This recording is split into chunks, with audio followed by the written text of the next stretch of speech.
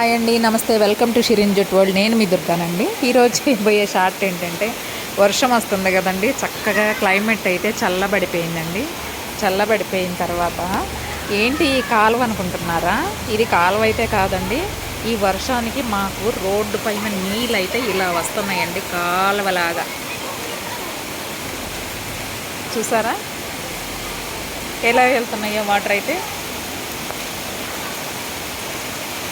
పిల్లలు చూసారా అండి, ఎంత చక్కగా అయితే ఆడుతున్నారో వీళ్ళు. వర్షంలో కాలువలాగా ఉందనేసి వీళ్ళైతే చక్కగా సైకిల్ తొక్కుతూ వాటర్లో అయితే వర్షం నీళ్ళకి ఆడుతున్నారు. చూసారా అండి, ఈ వర్షం కోసం అయితే మనము ఎన్ని రోజుల మట్టి ఎదురు చూస్తున్నామో రావటమే ఇలాగ. హలో అండి, చూడండి ఈ పిల్లలు అయితే ఈ వర్షంలో ఎలా ఆడుతున్నారో. ఈ వర్షంలో ఏం చేస్తున్నారంటే వాళ్ళు చిన్న చిన్న కాగితాలతో పడవలు చేసి అయితే వదులుతున్నారండి.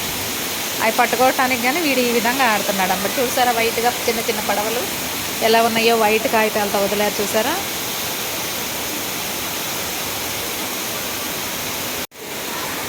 చూస్తున్నారా అండి వర్షం అయితే ఎలా పడుతుందో.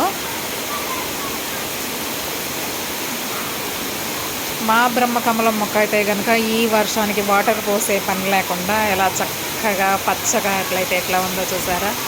ఈ మామిడి చెట్లు ఈ గాలికి ఎలా ఉన్నాయో.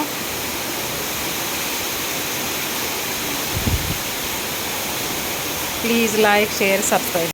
చూడండి ఎలా వెళ్తుందో కాలువలాగండి ఈ వర్షము. ఈ ఏరియాలో కూడా వర్షం ఇలా కనుక పడితే కనుక మీరు కూడా ప్లీజ్ లైక్, షేర్, సబ్స్క్రైబ్.